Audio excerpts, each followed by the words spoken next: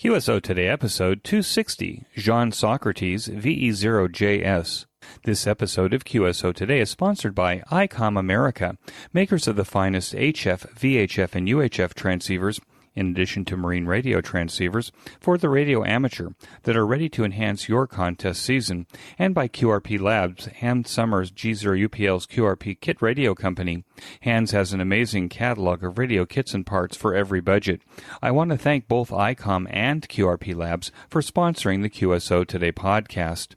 Welcome to the QSO Today podcast. I'm Eric Guth VE0JS, your host. Thanks to Jim Milner, WB2REM, who was my guest in episode 196, who recommended that I speak with my guest today, Jeanne Socrates VE0JS, who, once her current voyage ends, hopefully at the end of August, will have the distinction of being the oldest person to sail solo around the world without touching land or getting help of any kind while underway.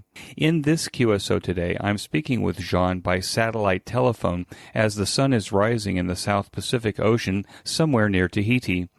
I put a link in the show notes page to the moving map display that shows her voyage that began last October. Ham radio has been key to Jeanne's voyages, and this one especially. VE0JS shares her ham radio story in this QSO Today. VE0JS, this is Eric, VE0JS. Are you there, Jeanne? Yeah, 4Z1, Uniform Golf. This is Victor Echo 0 Juliet Sierra. How copy? I copy you just fine. Jeanne, thanks for joining me on the QSO Today podcast. I want to mention to the audience that we're speaking by satellite telephone because you're not close to land or near Skype.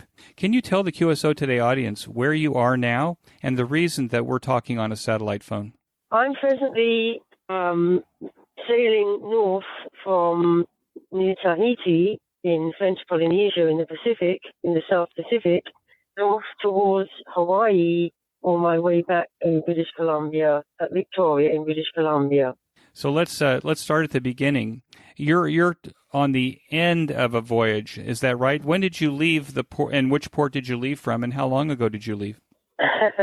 I left from Victoria, British Columbia, in Canada, on the 3rd of October, unbelievably. I'm on a very long journey, which in fact has taken 2 months longer than I expected. So I've actually left from Victoria in British Columbia, and my aim is to get back to Victoria in British Columbia at the end of a non-stop circumnavigation of the world via Cape Horn. Well, that's quite amazing. Jeanne, you have the distinction of being the oldest person to sail solo around the world without touching land or getting any help of any kind while underway. Can I understand, what does that mean exactly? Does that mean that you are supplied from October 3rd all the way to the end and that you haven't taken on supplies or anything like that? Absolutely. That's absolutely correct. People really don't understand the fact that I've had to provide all my food and be totally self-contained with all the things on the boat that have broken in the meantime, that I've had problems with. I have to have a complete range of tools, a complete range of spares, and then in addition, spare bits of wood, spare bits of cord, string, tape, just about anything and everything that could be used for unexpected things that I have to repair. This isn't the first time that you sailed around the world. Was that like a practice voyage where you actually did go into port in order to get supplies? I mean, it seems to me that you had to really do a lot of planning to understand exactly what you need to take and what spares you need to take and exactly how much food you need to take to be able to be off on a journey this long, especially if you're running behind. How did that happen? Well, first, I have to correct one statement of yours, which is that I am the oldest person. The point of this voyage is actually to become the oldest person, to go around the world, sail around the world solo non-stop. To sail around the world solo non-stop unassisted, because I already, as you say, do it the once. That was, again, solo non-stop unassisted. So, again, all my supplies, all my repairs had to be done without any outside help or stopping at land, tied to land. That gave me the record of being the oldest woman to do so.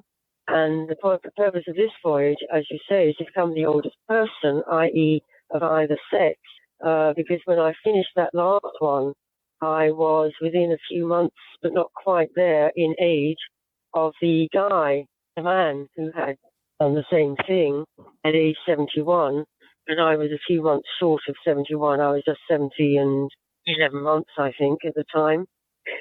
So I had not intended going around again. I felt, well, that's okay. I'm the oldest woman. It would have been nice to have got the oldest person, but so be it. I'm not doing it again.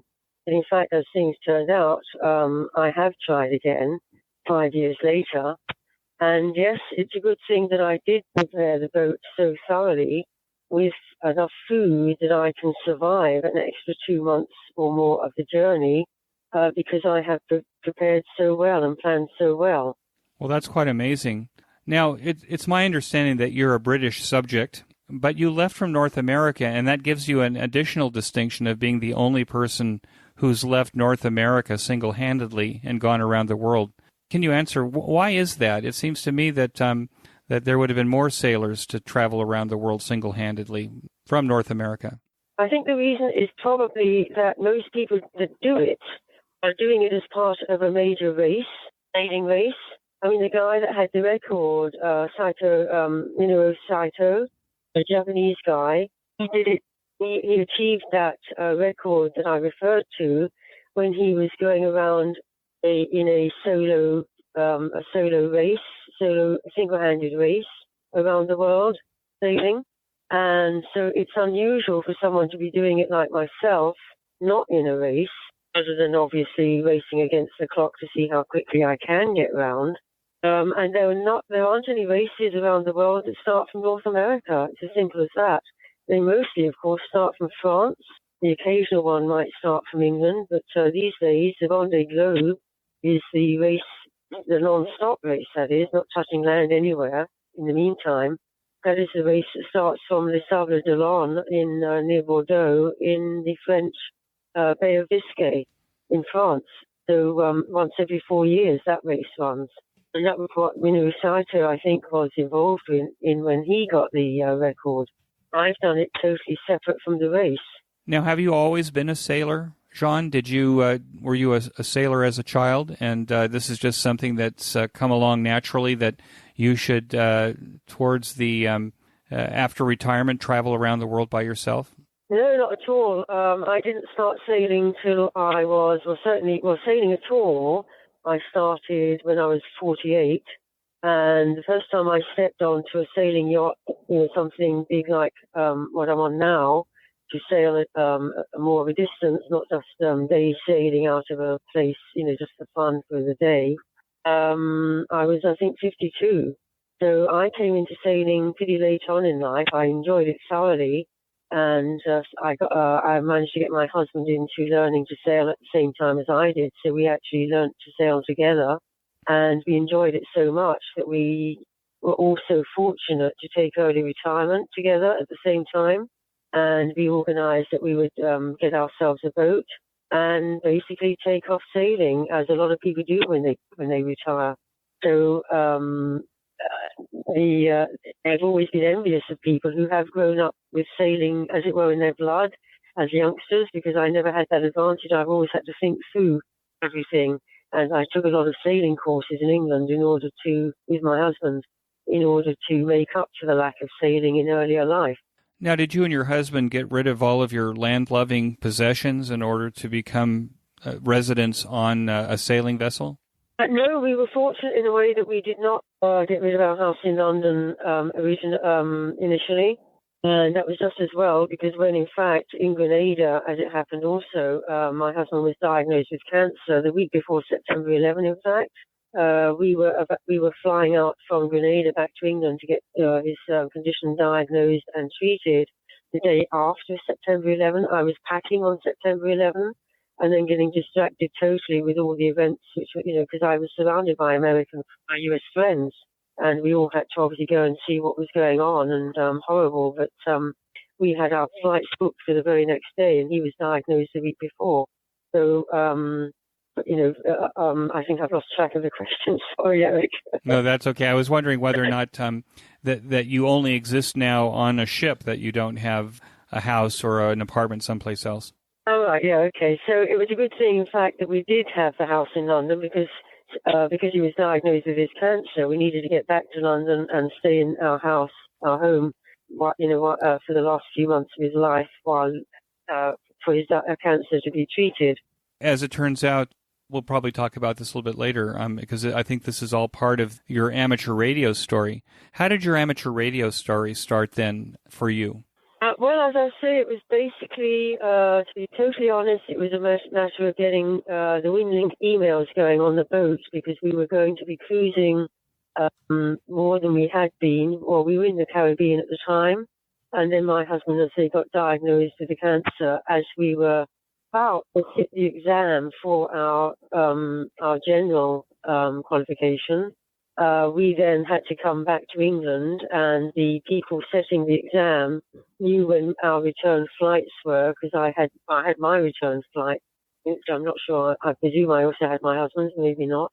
They very kindly set the exam so that when I came back in on the flight to get the boat off the anchor and into onto the hard to get it into a more safe, secure place, they allowed, I was able to sit the exam the morning I flew into Grenada, and I got it, as I said, I managed to pass it straight away. So that was when I started my ham radio life, if you like, and it was more a matter of emailing at that time. I mean, it's become a totally different thing nowadays, but at that point in time, the introduction for me was being able to use the WinLink emails, and it's developed from there into more of a normal ham radio existence, getting on the radio to people and making a lot of radio friends.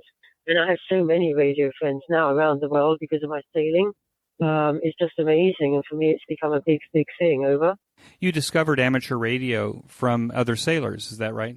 Yeah, that's correct. When I sat the exam in Grenada, along with, as I say, 29 other cruisers, it was three extras among us who had volunteered. They'd said that, we can set the exam for you, we can help you, any questions, we can help you with those, the technical side of things. And it was those people that enabled the exam to take place. They were the supervisors of the exam. And, so it was other ham radio operators who enabled us to become ham radio operators as well. Now, you were involved in changing the law with regard to WinLink in Australia. What were the circumstances around that? You were describing that to me before I started recording. Could you go into that in a little bit of detail? Yeah, absolutely. I came back out after my husband died. I came back out to, at that time, he had come with me. We'd cruised as far as Bonaire in the Dutch Antilles in the Caribbean, north of Venezuela. So I had come back out to the boat, which other cruiser friends had kept an eye on for me, with his ashes, meaning to scatter them nearby off the boat, because I felt that's what he would have liked. And so at the same time, I came out with the actor modem that enabled me to connect up the radio to the computer in order to get the WinLink emailing going. And there was another ham operator friend who was on a nearby boat who was able to help me get that all sorted out. So that I ended up being able to send and receive WinLink emails. So when I finally went out, when I was planning to, the day that I was planning to go and scatter his ashes off Klein Bonaire, a little island off the main island of Bonaire, I was able to set that up in advance with all my friends and family by WinLink, by sending out emails to say that, on this day at this time, I will be going out with his ashes and I will be scattering them. And I had, of course, an amazing response to that. And that was enabled via the WinLink emailing. So they were, although I went out by myself in the boat and scattered his ashes, and I described the scene and everything that happened to them afterwards. So I sent all the emails out again, going through what I'd done, set the scene, as it were. That was all totally enabled by use of my ham radio operator's license and the WinLink emails. So everyone was with me in spirit. They all knew it was happening. They all raised a glass to George at the time, and that was absolutely amazing. Now, that story of mine was then used by the Aussie WinLink people, and I forget the call sign and name of the guy in Connecticut, I think he was, who was really working hard to do that. That was one of the stories that he sent to the Australian authorities to validate the fact that WinLink was doing a good job and was something that they should enable in Australia. And now this message from ICOM America. Heard it, worked it, logged it. Now that field day has passed, we enter the contest season and hopefully more time to get on the air. It's time to get the ICOM transceiver that's best suited for your lifestyle. ICOM offers a variety of high-performance and innovative products. Make the most of the summer and contest season with one of these great ICOM rigs. The IC7610 is the SDR every ham wants, and just in time for contest season. This high-performance SDR has the ability to pick out the faintest of signals even in the presence of stronger adjacent signals. The new ICOM IC7610 is a direct sampling software-defined radio, SDR, that will change the world's definition of an SDR transceiver. The ICOM 7610 features include RF direct sampling system, 110 dB RMDR, independent dual receivers, and dual digicell. The IC7300 has changed the way an entry-level HF transceiver is designed. The rig is a high-performance, innovative HF transceiver with a compact design that will far exceed your expectations. I purchased one myself last fall and can tell you that the ICOM 7300 is as good or better than any rig I've ever had. The ICOM IC7300 includes RF direct sampling, 15 discrete bandpass filters, a large 4.3-inch color touchscreen, real-time spectrum scope, internal antenna tuner, and an SD card memory slot. No matter which ICOM rig you choose, you'll be a winner. Be sure to check out these fine rigs at www.icomamerica.com or click on the banner on the QSO Today show notes page. And when you finally go to make your ICOM purchase, be sure to tell the dealer that you heard about it here on QSO Today. My thanks to ICOM America for sponsoring the QSO Today podcast. And now back to our QSO. What role does amateur radio now play on your voyage? Oh, tremendous! A tremendous role. I'm on the radio every day, several times a day, and as I came around, for instance, as I came around South America, I set up a sked, and people from Chile and Argentina and Uruguay and Brazil, they were coming to me, via my Victor Echo Zero Juliet Sierra call sign, and I felt that I was making contact with land via the ham radio operators that I, in fact, got to know because several of them would come on day after day after day, and I got to know them. And similarly, I already had a whole load of friends in the U.S. And some in Canada that I had been in regular contact with. I mean, the 7155 group on the western side of the States. Jim's 7163 group on the eastern side, another group actually on the east, 7160, Matt's there, Whiskey 1 Mike Bravo Bravo also. So I'd already made a lot of contacts via the ham radio within the US that I was in regular contact with. So I was talking to them as I started out from Canada, coming down the Pacific, and then I was, as I say, getting in touch eventually with Chile and Argentina as I rounded Cape Horn and came up the Atlantic.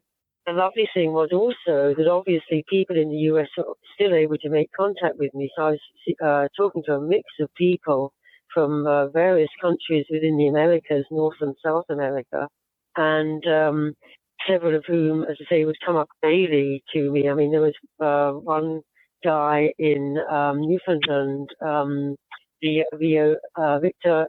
What was he? Victor Oscar Charlie, Victor Oscar 1 Charlie Oscar, I think he was. I'm not quite sure of the call sign there because it was some time ago that we stopped. But every day he would be coming up very, very light copy. I would just make him out. I'd keep rating him as either 4-4 or 4-5 or 5-5 because I could just make him out. But he kept calling me all the way down the Pacific and around into the Atlantic, and right the way over almost towards Cape Town, towards South Africa. When I passed South Africa, I kept hearing Cal. Oh, that was right. His call sign was Victor Oscar 1 Charlie Alpha Lima. His name was Cal, and I could hear Cal every now and then. I'd hear him coming up, And then other friends, lots of other people were coming up who were regulars. And it felt as though I had a whole group of friends, keeping me company as I was sailing around. It's been absolutely amazing. And then as I got towards Australia, I started getting the VK6s coming in, in Western Australia. Because I was, as I say, by then I had a regular scare on 7160, and they were coming up. And one of those people now has become a very, very good friend. In fact, he helped me a lot with my sat phone problems. And if I hadn't had the ham radio helping, he'd be talking to me on the ham radio while I was told to do this, that, and the other with the sat phone to try and sort out a major problem I had with it functioning. And so he managed to fix it up with hours and hours of effort using the ham radio for the connection to get that help. And other people, I've got so many Aussie friends now via the ham radio because they use it like a telephone in Australia. They don't have cell phone towers all over Australia. It's too big a country. It's a bit like the States in that respect. So a lot of people are talking to each other over the radio. It's a bigger thing there. And so as I came past Australia, I went from VK6 land, I went into VK3 land, around Melbourne and South Australia, and then I'm into VK4 land, and I'm still talking to VK4s and VK7s in Tasmania, because I'm still talking to Robert, for instance, VK7VZ in Tasmania, and I'm still talking to quite a few VK4s. There's one YL up in Suez Island, up in the north, up in the Gulf of Carpentaria. Lynn, VK4 is Sierra Whiskey Echo. I'm talking to her quite often on the ANZANet, 7183, regularly at about 0515 Zulu. And so many of these people I've talked to so often that they've really become radio friends. I have no idea what most of them look like. They know what I look like, but I don't know what they look like. And I'm actually going to make a visit to Australia next year, and I'm hopefully going to meet up with a lot of them. So that's Australia. And then coming through to New Zealand, I've been on the owner's net in the mornings and the another net. What is that one called? I can't remember now. That's on 40 meters. The owner's net is on 20 meters, 14.1 or 415 and 4145, I think it is. And they come up better now. I'm further away than the 40 meter scale. That's I've had to lose that one. And now I'm looking forward, and now I'm getting back into getting contact with the States. So I'm getting back to, I'm talking to Rick up in Victoria, VE7TK, regularly, really good signals. Around sunset, we're working the grey line. So our sunsets are almost coincident, and we're getting really good signals backwards and forwards to each other, good 5.8, 5.9 most days. So I'm looking forward to getting back into the 7155 group soon. I'm making contact in about 10:30 Zulu with 7163 with Jim, WB2REM, and his group, which is nice. So that's working quite well. So yeah, it's been a voyage of every day talking to people. Everyone says, "Aren't you lonely?" And I'm saying, "Well, why am I lonely?" Several times a day, I'm chatting to people on the radio, and it's really great. It's good fun, and it makes me feel really connected. And I have a lot of people with me in spirit because of the radio. What's your favorite operating mode? Well, of course, I'm on a boat, and my backstay is my antenna. I have insulators at the top and bottom. So that is my antenna. It comes down to a tuner, an automatic tuner, and back to the chart table where the radio itself is located. And I'm mostly on 20 and 40 meters. Occasionally I get on to 80 meters. Over. Okay, and are you operating single sideband? Oh yeah, all the time. Single sideband, lower sideband, obviously for the 40 meter, but upper sideband for the 20 and 10. Besides using WinLink email, have you tried to use any of the other digital modes while you're out there on the ocean? No, I haven't, to be honest. People have often said to me I should be, and but I've got a lot of things going on with sailing the boat. I've had a lot of problems. I've had a lot of things to do, so I've just really stuck with the modes that I was familiar with, and haven't really got into anything else. Can you describe the radios that you're using on your chart table there in the boat? Yeah, I've actually got a very standard maritime radio that has been opened up for ham radio use. It's the ICOM 801. The US version is the 802, which is what people will be familiar with if they're on boats in the US. The 801 is the European regulated version. It's actually better marinized, believe it or not, than the 802. And it stands up to a lot of abuse. It's a really sturdy radio. So that is at the chart table, and then that is connected to the tuner, which is way back in the at the stern of the boat, because obviously the tuner needs to be as close to the aerial as it can be to the antenna. And what I've done to make sure I have a really good ground, because my previous boat was always a boat that people could never hear, and the rider was a boat that no one could copy when I was on the radio, and I was absolutely determined that this time round I'd get the radio installation, do that really well. And when I was talking to people who had a good signal at sea, I'd ask them what exactly they'd done to their radio installation to make it so much better than my previous one. And it turned out, of course, that it was the grounding that was the key. So the people that I talked to said to me something about they put in some extra copper mesh into the ground system. So when I had this boat, when this boat was had come out from the mold shop, in fact, right at the beginning, before anything was done, the bare hull, I told the boatyard that what I wanted them to do was to glass in a square meter of copper into the hull on the inside, and then that would be connected via tabs to the ground plate, the sintered bronze ground plate, which was in contact with the seawater outside the boat, and also, of course, via wide copper strapping to the ATU. So with that, it's turned out that I did exactly the right thing, and everyone is always amazed at how good a signal I have. Over.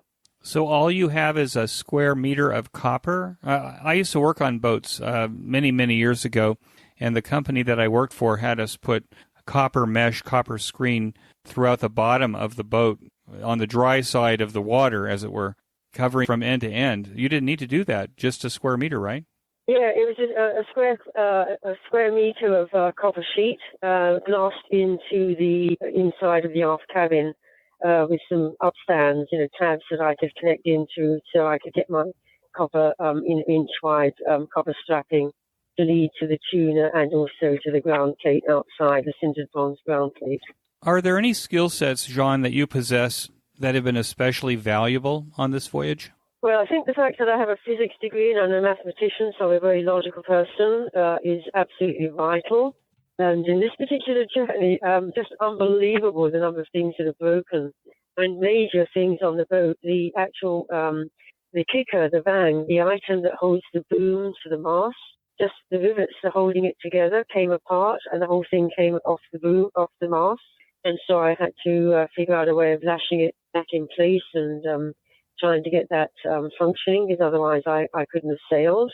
I also lashed the boom to the mast, actually, just in case those rivets came apart. I'm constantly having problems with my electrical side of things, so I have all manner of connectors and, obviously crimpers and wire, lots of wire. I've just had to, most of my instruments are not functioning anymore. I've had to troubleshoot why I was having my plotter and my autopilot going down all the time. And I've ended up with my plotter not connected to any other instruments. I've ended up with having a separate autopilot connection. I had another control head, which I had to, and I had plenty of spare wire of the right kind, 5-core or 3-core cable to connect the autopilot control head directly by a long cable to the course computer to run the autopilot separately, because it was causing a problem with the plotter. So I had to take it out of the system and run it separately.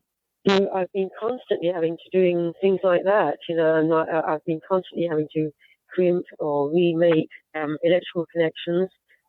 I was having a problem with my especially on 20 meters. There's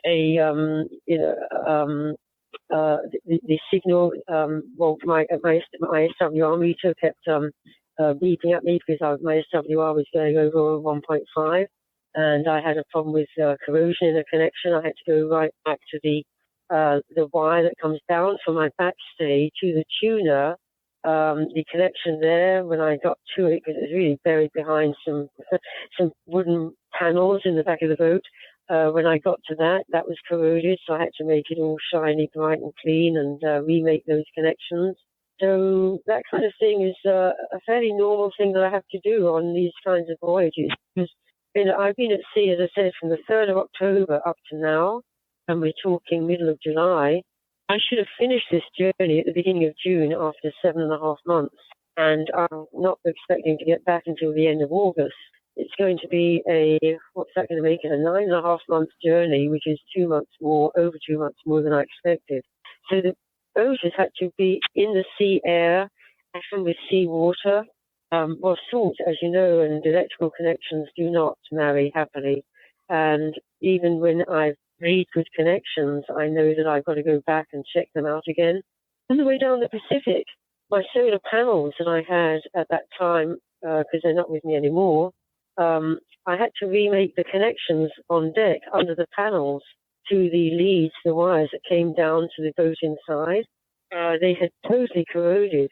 I'd used really good quality butt connectors, adhesive lined heat shrink butt connectors for all those connections between the solar panel and the wire that led down to the boat, to the fuses and to the supply down to the batteries.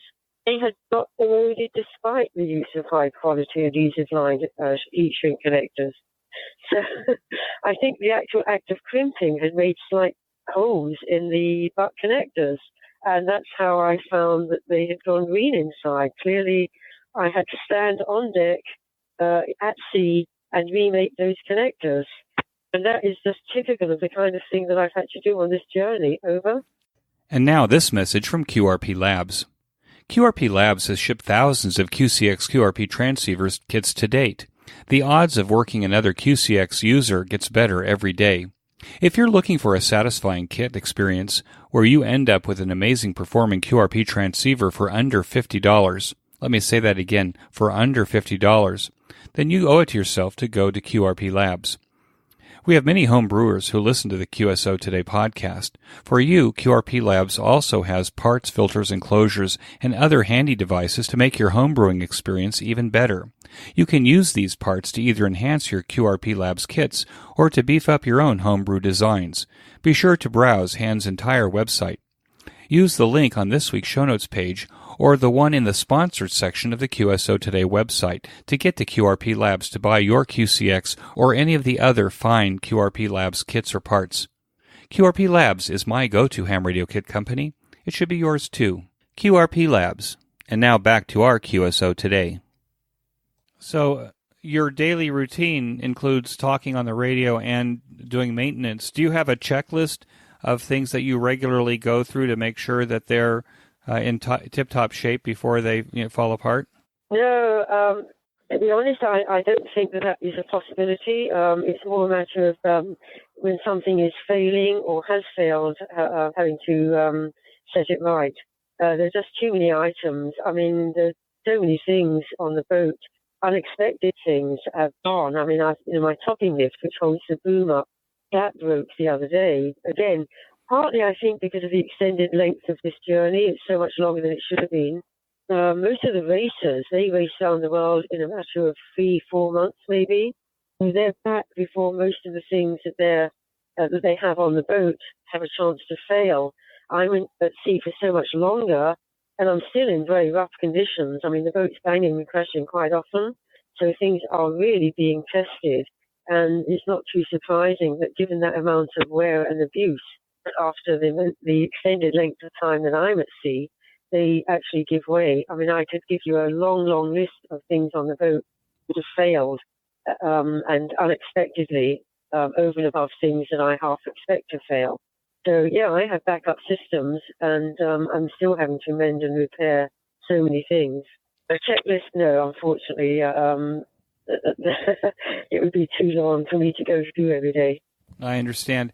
I interviewed Susan Meckley, W7KFI, in episode 109 of the QSO Today podcast. She was also a sailor who went from California to Hawaii. And she said that sleep at night was especially difficult when you had to be alert to other traffic at sea, especially large ships that could not turn out of the way. What is your experience? Yes, okay. Well, she was particularly doing a route that was obviously had a lot of traffic on it. And yes, I mean, most of my route around the world is in waters which do not have traffic on them. But coming down the California coast, I mean, coming down from Victoria, from DC, past the Washington and Oregon coast, and on the way down California towards Central America and on down. As I'm coming down to do what I'm doing now, as I was coming down initially, I was going always due south, and that had the effect, if you think the way the Americas is orientated, the geography, the coastline tends to be more or less heading southeast. And so by heading due south, the coastline was getting further and further away from me. And so as I was coming down, once I got certainly past California, and Mexico, most of the traffic was staying nearer to the coast, and so I was actually finding that I actually had no shipping once I got past a certain point. And that was true pretty well all the way around until now, when I'm finding I'm having a problem, not so much with commercial shipping, but with fishing boats. I mean, last night I actually had to heave to. I had to stop the boat because I suddenly found there were 3 fishing boats ahead of me, Chinese ones, who were causing me a major problem. And because they were long-line fishermen, I had no idea where their fishing tackle was, where their long lines were, which could be several miles long. And one of them was going due east. And I thought, well, he's probably trailing a long line. It could be several miles long. I can't keep going due north until I know where his gear is. So I literally last night had a major problem and had to get hold of the Marine Maritime Rescue Coordination Centers in in Tahiti and in New Zealand to try to get them to help me to figure out a way of contacting these people who did not come back on the VHF radio to me in English, and we could not therefore communicate, although we were trying to make VHF contact. That caused me a major problem last night, and I've just got going again, having made contact in a very convoluted way to find out that it was safe for me to continue. Normally, yes, if I'm coming past a port, I might not be able to sleep overnight at all. Coming up from Mexico towards San Diego, for instance, passing Ensenada, I would stay awake all night. I'd be sitting in the cockpit. I'd maybe have a pillow and I'd maybe close my eyes for 5 minutes with a stopwatch when I could see that there was nothing ahead of me. If you're passing a port, if you're passing where there's shipping, crossing the English Channel, for instance, I'd have to stay up all night there and just keep an eye on the shipping and move for the gaps between them. One night without sleep, I find, is not a problem. Anything more than that, I have to have made up the sleep to survive. But one night is usually good enough to get past the area where there's a problem. And then after that, AIS, which is the VHF frequency identification system for shipping. I'm transmitting to them, they're transmitting to me. I see them on my screen when they're within 20-something miles. I have an alarm set. So that's a great help, especially as a single-hander. I know that an alarm will go off when they're within such a distance of me. So I can actually so I can sleep for anything from 20 minutes to several hours, depending where I am and how close to a port I am or how close to shipping I am. What is the most unusual and interesting experience that you've had on this as a solo sailor on this voyage? That's a difficult one. It's always very exciting seeing marine life. I was busy winching 2 days ago, and suddenly I heard a blow from a whale, and there was a whale within a couple of boat lengths of me, a minke whale, I think it was. I wasn't sure, so I asked for help on identifying it from my ham radio friends, in fact, and via WinLink. And I got the response that it looks as though it was a minke whale. And then I had a bird visitor on the boat, and I was able to take photos and also describe it. And so I actually had ham radio friends come back to me with ID on that bird. So things like that. Dolphins, of course. Dolphins are marvelous. They are such lovely creatures. They will come zooming over to the boat if they realize it's there. If they don't realize it's there and I realize that they're there in the distance, I'll bang on the boat to make a noise to attract their attention, and they will always come over. And if it's a group of them, if the seas are at all rough, they'll be doing acrobatics maybe in the air. As a group, maybe 3 or 4 of them simultaneously will be doing the same thing. Or they'll be riding the bow wave of the boat. So dolphins are absolutely fantastic creatures. They definitely respond. They'll look at me eye to eye sometimes, and I'll shout at them so they can hear me responding to their acrobatics, and they will show off and do a bit more. That's always great fun. Otherwise, it's the other really nice thing, special thing is, as I say, is actually, yeah, when Newfoundland Cow came on regularly, VO1, Victor Oscar 1, Charlie Alpha Lima, I got quite excited when I suddenly heard him very, very down in the seaweed, down in the weed. I could make out his call sign, and it was just amazing that he was keeping in contact with me for so long. That was absolutely amazing. So something like that on the radio, making contact with someone that you didn't expect to be able to make contact with, that's pretty good. That's really makes my day. Is there some amateur radio equipment that you don't have on this voyage that if you were going to do a voyage like this again that you would take with you? Well, I have been given a ham radio friend in LA, gave me a spare tuner. ICOM actually were very, very generous to me last year because as I was coming back up from Mexico to get ready to start this voyage last year, I was having a major problem with the radio, and it kept clipping, and the thought was that the tuner was a problem. And ICOM, said to come to them because I was coming over to Victoria, and of course the ICOM base is in Kirkland, north of Seattle.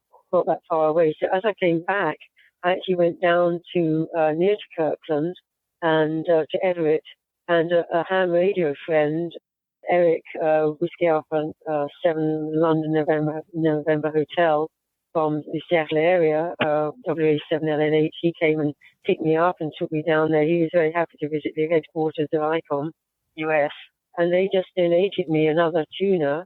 So tuner-wise, I'm pretty well off, but Jim was pretty devastated to hear that I didn't have another radio, a backup radio with me. I was so convinced that my ICOM radio was so sturdily built and was marinized and would be fine that I didn't have a spare radio with me, and he was pretty upset and said, he could have given me another one to spare just in case. And he was absolutely right. I really should have had one because although I was quite convinced that the radio was fine, you never know. So many other things have gone down. I really should have had a spare radio with me. So, I should really have a backup radio for sure. It would have been a sensible thing to do. Over. Is there anything else besides the radio equipment that you wish you had brought that you didn't bring this time, that you would bring in the future? Yeah, I do wish that I had a really good headset that I could, I could have the radio on standby. I could listen to the radio. I think Jim's using a Bluetooth, and you maybe are also. Maybe if I had a Bluetooth headset, because often when I'm talking to people on a sched or on a net, I'll do my thing, and then the sched will, the net will go on, and I could be over in the galley getting on with making a cup of coffee or something, and still listening to the radio from a distance. At the moment, although I did get a good headset, I got it via Visalia. I was asked to be a speaker there after my last circumnavigation, and I met up with a guy there, and I said, I want a really good headset. But he didn't appreciate that I needed to be able to use it when I was over in the galley, and so it was a wired headset. So a Bluetooth headset would be a pretty nice thing to have on the boat at the moment. Over. You're above deck. Are you tied to the boat in some way? Do you always wear some kind of safety harness? Oh, no. To tie myself to the boat means that strap gets in the way of my being able to move easily. It has to connect into something that goes along the boat from the bow to the stern, and other things get in the way, and it has to slide along, and it doesn't slide, it gets trapped. So what I normally do, in fact, if I feel that I'm at risk. I mean, I will only tie myself in if I feel I'm putting myself at danger by not being tied in. So I'll have my harness on with a strap, and I will very carefully get to the point in the boat where I'm going to be doing some work. And at that point, I will tie myself on in order to do the work. But most of the time, I don't need to do that. I'm very safe in the cockpit. I have a lot of my lines leading back, so I can actually reef down without going forward most of the time. So no, strapping myself in is something I do when I feel I'm at risk.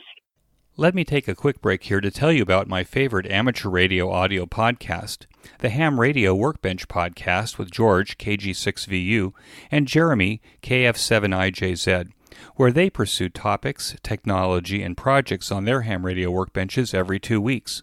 George and Jeremy document their projects and make circuit boards available for sale to their listeners. They have interesting guests and go in deep. Even if you're a seasoned ham radio builder or just getting started, be sure to join George and Jeremy for the Ham Radio Workbench podcast. Use the link on this week's show notes page by clicking on the image. And now back to our QSO today. So when you finish this journey, Jeanne, what's next for you? Are you going to go on a speaking tour and talk about your journey? Well, I have certainly been asked. Well, I've been asked to go to Orlando. The 716 group and quite a few people have asked me to do that. So I'll have to try and figure out a way of getting that done. And lots of other people have asked me to give talks. I mean, they've asked me to give talks before this trip. After my last one, I was asked. So the trouble is, I want to be sailing, and I can't do the speaking tour and go sailing. So I'm going to have to figure out a way around that problem. I'm looking forward to going to Orlando. Actually, going to Visalia was my first attendance at a ham fest. So that was absolutely fascinating for me to see all the equipment that I wasn't familiar with and speak to a lot of people. Obviously, I gave a presentation there after the banquet, and that was good fun. It's always good to speak to other radio guys. And I don't know. I am going to be going to Australia, so I'm really looking forward to meeting up with a lot of the hams there that I've been talking to on the radio a lot, and they're all getting excited about meeting up with me as well. So I say they all know what I look like. I don't know what they look like, so they've got an advantage over me. They can go to my website and see my photo. In fact, when I get back on shore, I'll be spending quite a bit of time on QRZ.com because, of course, a lot of people have photos of their shack and themselves and their equipment. So it'll be fun to fill in a lot of the gaps. I'll be going through my logbook and looking up people on QRZ.com. So do you see yourself having a ham radio station when you finally ditch the boat and you're living back somewhere on the land? I think I'm going to have to. I must, because I'm going to miss being on the radio. On the boat, it's easy. It's all there, and I have a good signal, and I can get out, and I have all the fun of talking to so many different countries and from so many different grid squares. I mean, a lot of the grid square hunters, they come to me because I'm in some remote grid square that people normally don't get any connection with, make any contact with. In fact, I went by. In fact, one of the expeditions, as I came by South Africa, was down to Bouvet Island, and they actually had a major problem. They nearly lost their boat, but they all survived. They shouldn't have been going when they did. They delayed going, and they got into winter, and it gets really stormy down there, and they shouldn't have gone when they did, but they did. So I was actually talking to them, because I'd gone beyond there. I was also in quite bad conditions, but for me that was fairly normal in the Southern Ocean. So I was able to talk to them. I'm going to miss the radio if I don't get myself some kind of a ham shack, so I will definitely have to set something up when I get on shore and I don't have the boat anymore. Over. And where do you think that QTH will be? Well, at the moment, I've got a theoretical home in Lymington, in south of England, between Southampton to the southwest of Southampton, on the south coast. I'm in contact with several ham radio guys in England, actually. I've got regular emailing with one guy up in North there, and a couple of others. So it'll be fun to meet up with them. Again, I haven't met up with them personally. So I suppose theoretically, so it'll have to be there. I mean, I've got some big trees actually there. I've got some big oak trees and other trees. So I think I can sing, something for 20 meters up pretty easily. It's amazing how easily the 20-meter antenna works. Just a bit of wire strung between two trees. In Mexico, in the Windlink station in Tijuana, they invited me to their ham shack, to the ham radio club in northern Baja, in south of Tijuana there, in Tijuana rather. And they were they were saying to me, "You won't believe it," because I've made contact with them on Windlink quite often, and they were showing off what their various antennas. But of course, the 20 meter was literally just a wire spun between two posts. So they were laughing like mad when they were showing me their 20 meter antenna. Well, one of the reasons that you said that you became a ham radio operator as a seafarer is that you were using the WinLink system. But you related to me before we got on the air that you had actually had a computer failure at sea in the last voyage. Could you talk about that? At the end of my last circumnavigation, I lost my computers and the screens. I had a separate screen, and it was a screen of the computers, in fact, that had gone down. But my standalone screen had also gone down. So without a screen, I couldn't use my computers. And without my computers, I couldn't do any emailing. So I'm on the radio, though, to people regularly. And Rick, Whiskey Alpha 1, Radio Kilo Tango, he came back to me and said, well, it's not a problem, he said. I can set up an emailing system, but we'll just have to use the radio, and it'll be a voice emailing system. And so Rick went ahead and set up an email address, which was published on my website so that people would know what address to use. And we had a sched regularly, each day we'd be in contact once or twice a day. And he and Tom, N5TW, who's been an amazing help to me with his helping getting his antennas my way, so I got a good signal contact. So between Rick, Tom, and there's someone else who I'm forgetting, but anyway. And then Rick up in Victoria, eventually, VE7TK, between those guys, and, oh yeah, that's right, Jane, NH7TZ, the Pacific Seafarers Net, net control. I'd be in contact with them 2 or 3 times a day. They would be able to check what emails had come into that address, and then over the radio, they'd read out my emails to me and ask me what I wanted to do by way of responses. I give them my response, and they send those off for me. And in fact, Tom, N5TW, Tom Whiteside, he was really keen. He wanted to be email number 1,000. I did over 1,000 emails to and from using the voice radio, ham radio, in order to get my emails in and out. So the ham radio community very much came to my rescue when my computers basically went down. So what do you carry now? Do you carry a spare computer or a laptop? I have 2 computers. I have a spare screen again, but I do make sure, of course, now, because what happened last time was that I think I dropped a computer and one had got damaged by seawater, I think, at ingress. But I make sure I'm looking at one of my computers. It is well and truly strapped in place. I've not used it really on this voyage so far, but it gets charged up every now and then, and it is strapped in place. It can't go anywhere. So whereas the other computer that I just used to make contact with you is sitting on the table here, I do try to strap it in place when it's at the chart table. Yeah, I'm very much more careful to make sure that my setup computer at least does not get trashed by falling around the boat when I fall off a wave or something. Over. Is there anything else you'd like to mention on this voyage or on previous voyages that might be of interest to amateur radio operators listening? Well, yeah, basically my QRZ.com page, because I took the Canadian ham radio exam just over 5 years ago, you get the choice of call sign in Canada. They give there's a list of available call signs, depending, of course, where you're based. I was in BC, so I had the number 7 call sign, VA7 or VE7. And I wanted a maritime call sign, which is VE0, which I got when I got my first call sign, which was VA7NER, November Echo Romeo, the beginning of my boat name Narida.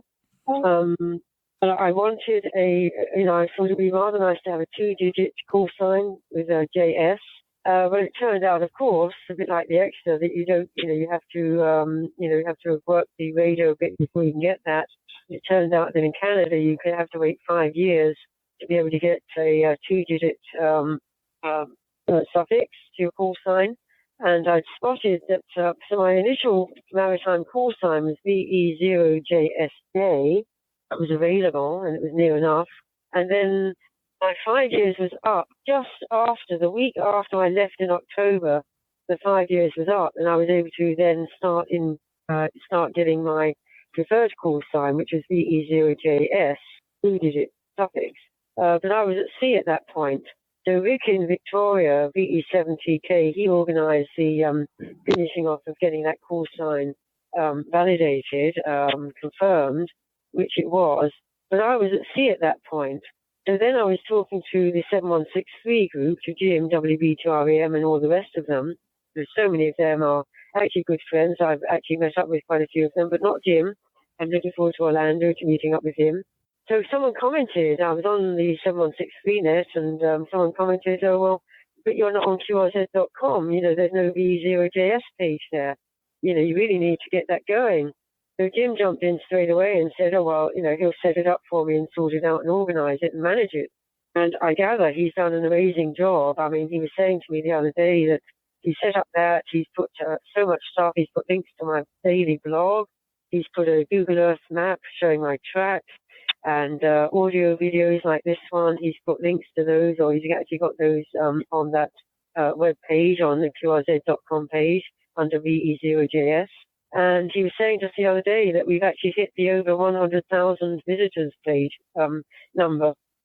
Just amazing. He's done such a good job of setting up that web page, that keeping track of what I've been getting up to, and my audio interviews with Australian radio and TV and Canadian as well.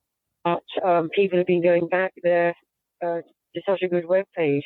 So, 100,000 visitors. I mean, that's amazing that so many people have gone back regularly to make it up to that number. Over. Yeah, Jim did a beautiful job on your QRZ page. I'm assuming that you don't have access really to the Internet while you're out there, only to the WinLink email. So it'll be probably a great surprise to you when you get a chance to actually see it. Well, I don't think it's going to be a surprise, because I've heard from so many people what a good job he's done. In fact, I've been saying to people that don't know it, I've been talking to someone on the radio and making a new contact, and they clearly have no idea what I'm about. They ask me where I'm going to, and I say to them, well, go to QRZ.com and the E0JS page, because I gather it's a really good page, and Jim has done such a good job. So I'm regularly referring to the good job he's done. But as you say, I'm really looking forward to getting back to shore, to getting into that and having a look and see what he's done, because I gather it is such a good job.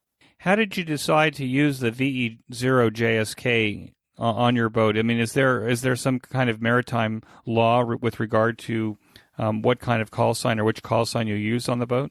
Well, the Canadian Maritime is that 0, the digit 0. BC, British Columbia, is 7.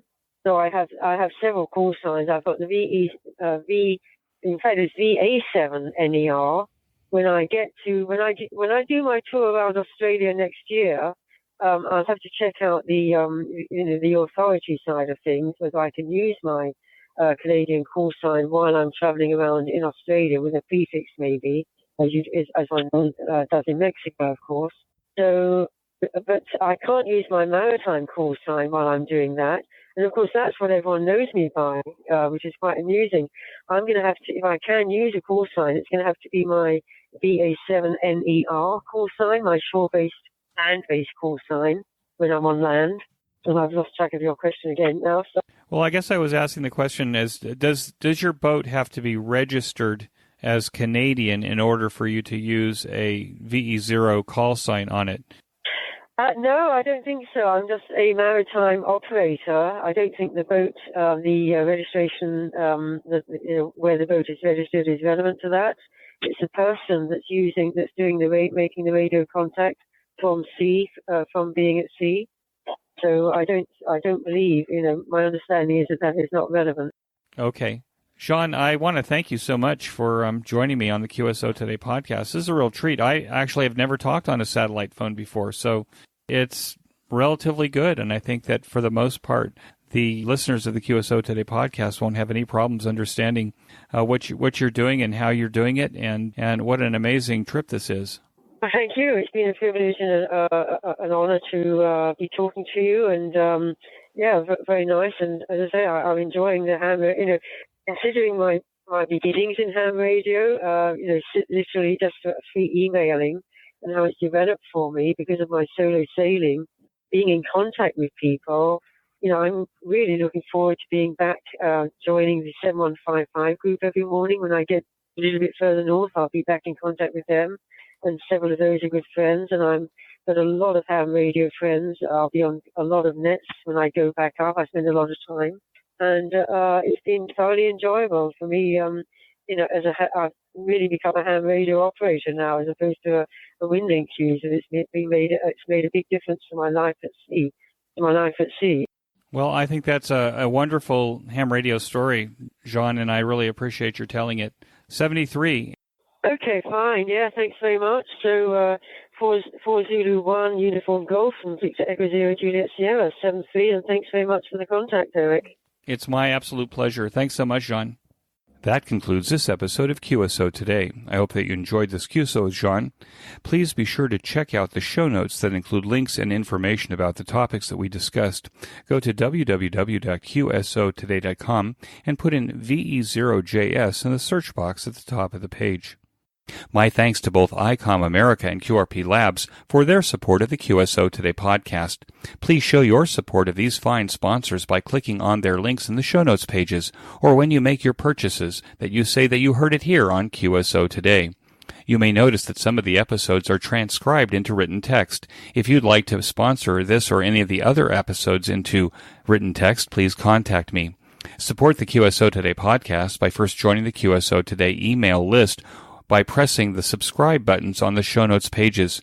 I will not spam you or share your email address with anyone.